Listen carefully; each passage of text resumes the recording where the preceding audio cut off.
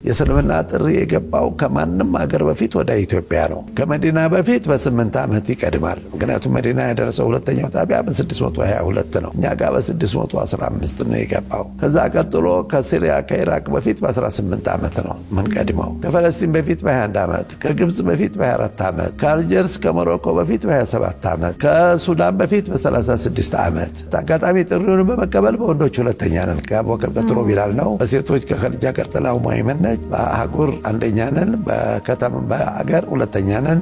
ሙአይመን ላይም ጽፈዋል መጽሐፍ አይደለ? ስለ ሙአይመን ጽፍ ያለው አልታተመም። ስለ ቢላል አትም ያለው አልታተመም። በዓለም ኢትዮጵያ ኢድ ሶላት ሲከበር ሶስተኛ ሀገር ነች ከመካ መዲና በህዝብ ተሳትፎ። ይሄም አንዱ አስደናቂ ታሪክ ነው እየተጻፈልኝ ያለሁት።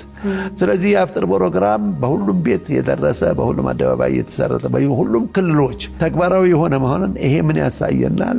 መተዛዘን፣ መተባበር፣ ረሃብን፣ ድህነትን፣ ኋላ ቀርነትን ለመዋጋት ትልቅ ሚና አለው። ሰዎች ሊማሩበት የሚገቡበት መድረክ ሆኖ ነው ያገኘሁት። እኛ የተሟላ ፋይል ነው በዚህ በረመዳን ምህረት አግኝተን ስተታችን ታርሞልን ለአዲስ ዓመት በዜሮ የምንጀምርበት መድረክ እንዲሆን ታስቦ ነው በፈጣሪ በኩል በነቢዩ መሐመድ ሰለላሁ ዐለይሂ ወሰለም መመሪያ መሰረት ይሄ ግዴታል። ማንም ሙስሊም ጾሞ ረመዳንን ምህረት ያላገኘ በሌላው ጊዜ ምህረት አያገኝም። ስለዚህ በረመዳን ቢመታሽ እንኳን መልስ የለም።